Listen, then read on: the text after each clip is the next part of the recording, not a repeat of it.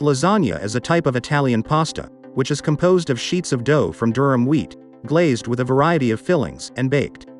Lasagna is a traditional Italian meal, and there are many variations in its preparation. Today we will cook lasagna with minced meat and bechamel sauce, and with the help of a step-by-step recipe, you will make the most delicious lasagna.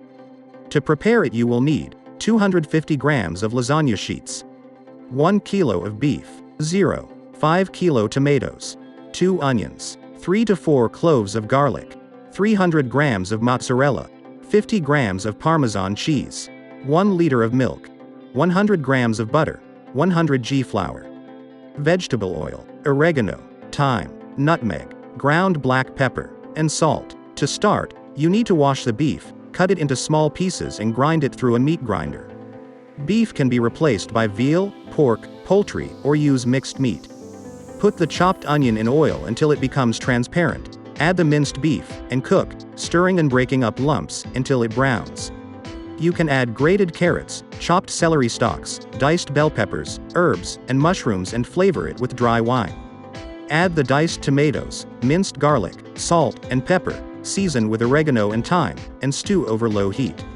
For the bechamel sauce, melt the butter in a saucepan, add the flour, fry it until golden, pour in a thin stream of cold milk with constant stirring, add salt and pepper, season with nutmeg, and cook until it thickens. Put lasagna sheets into greased form, put half of the fried stuffing on them, pour a third of bechamel sauce, and cover with half of the grated mozzarella. Then repeat all the layers one more time. Top layer with the pasta and pour the rest of the bechamel. By the way, fresh tomatoes can be replaced by canned tomatoes in their juice or tomato paste, and mozzarella can be changed to any kind of hard cheese in the winter.